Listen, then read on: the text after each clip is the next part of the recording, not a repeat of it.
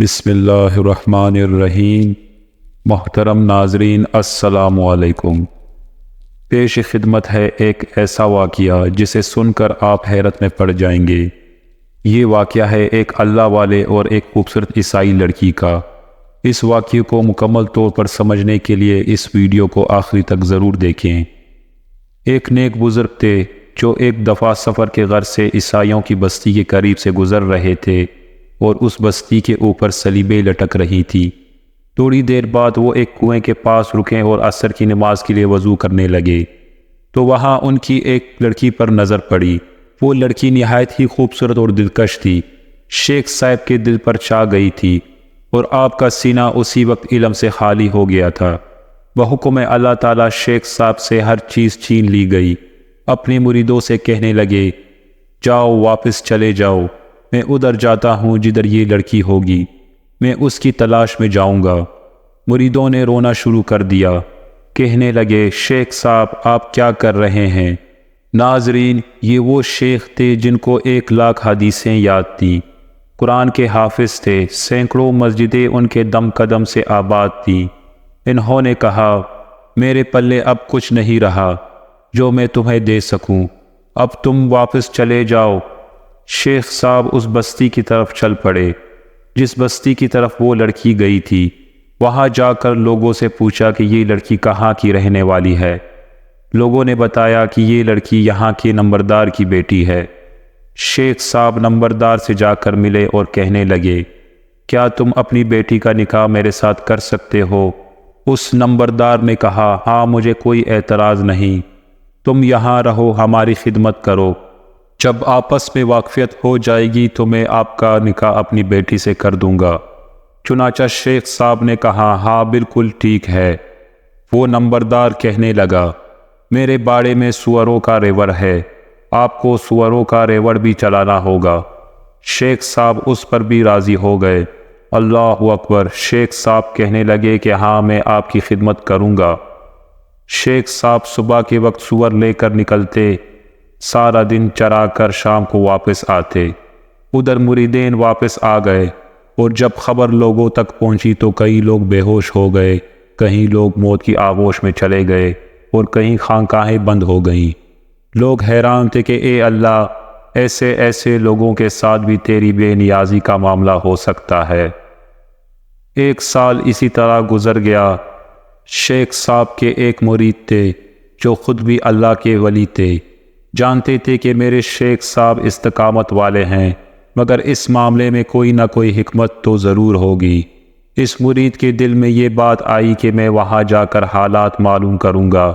چنانچہ وہ مرید اس بستی کی طرف چل پڑا اور جب بستی میں پہنچا تو لوگوں سے پوچھا کہ میرے شیخ کدھر ہیں؟ لوگوں نے کہا، تم فلاں جنگل جا کر دیکھو، وہاں سور چلا رہے ہوں گے۔ جب وہ مرید وہاں گئے تو کیا دیکھتا ہے کہ وہی عالم اور وہی عصا جس کو لے کر وہ جمعہ کا خطبہ کرتے تھے، اسی حالت میں کڑے سوروں کے آگے سور چلا رہے ہیں۔ وہ مرید صاحب قریب ہوئے تو پوچھا، حضرت آپ تو قرآن کے حافظ تھے، آپ بتائیں آپ کو قرآن یاد ہے؟ فرمانے لگے، مجھے قرآن یاد نہیں ہے۔ اس مرید نے پھر پوچھا، حضرت کوئی ایک آیات بھی یاد ہے؟ وہ شیخ سوچ کر کہنے لگے کہ مجھے ایک آیات یاد ہے۔ تو پوچھا، کون سی آیات؟ تو کہنے لگے، جس کا ترجمہ یوں ہے، جسے اللہ ذلیل کرنے کو آتا ہے اسے عزتیں دینے والا کوئی نہیں ہوتا۔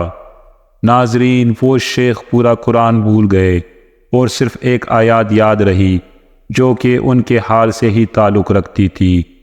مرید صاحب رونے لگ گئے کہ حضرت کو صرف ایک آیات ہی یاد ہے۔ پھر دوبارہ پوچھا کہ حضرت آپ کو حدیثیں یاد ہیں؟ اور فرمانے لگے، ہاں ایک حدیث یاد ہے جس کا ترجمہ یہ ہے، جو دین کو بدل دے اسے قتل کر دو۔ یہ سن کر مرید صاحب رونے لگے تو ان شیخ صاحب نے بھی رونا شروع کر دیا۔ کتابوں میں لکھا ہے کہ شیخ صاحب روتے رہے اور روتے ہوئے انہوں نے کہا، اے اللہ، میں آپ سے یہ امید تو نہیں کیا کرتا تھا کہ مجھے اس حال میں پہنچا دیا جائے گا۔ وہ شیخ صاحب رو بھی رہے تھے اور یہ فکرہ بار بار کہہ رہے تھے۔ تو اللہ نے شیخ صاحب کو توبہ کی توفیق عطا فرما دی اور ان کی کیفیتیں واپس لوٹا دی۔ پھر بعد میں مرید صاحب نے پوچھا کہ یہ سارا معاملہ کیسے ہوا؟ شیخ صاحب نے فرمایا، میں بستی کے پاس سے گزر رہا تھا، میں نے صلیبیں لٹکی ہوئی دیکھی تو میرے دل میں خیال آیا کہ یہ کیسے کم عقل لوگ ہیں، بے وقوف لوگ ہیں جو اللہ کے ساتھ شریک ٹھہراتے ہیں۔ اللہ تبارک و تعالیٰ نے میرے اس بات کو پکڑ لیا کہ اے شیخ، اگر تم ایمان پر ہو تو کیا یہ تمہاری عقل کی وجہ سے ہے یا میری رحمت کی وجہ سے ہے؟ یہ تمہارا کمال نہیں ہے، یہ میرا کمال ہے، میں نے تمہیں ایمان پر باقی رکھا ہوا ہے۔ اللہ تعالیٰ نے ایمان کا وہ معاملہ سینے سے نکال لیا کہ اب دیکھتے ہیں کہ تم اپنی عقل پر کتنا ناز کرتے ہو۔ تمہیں یہ کہنا چاہیے تھا کہ اللہ تعالیٰ نے ان کو محروم کر دیا ہے، تم نے عقل اور ذہن کی طرف نسبت کیوں کی؟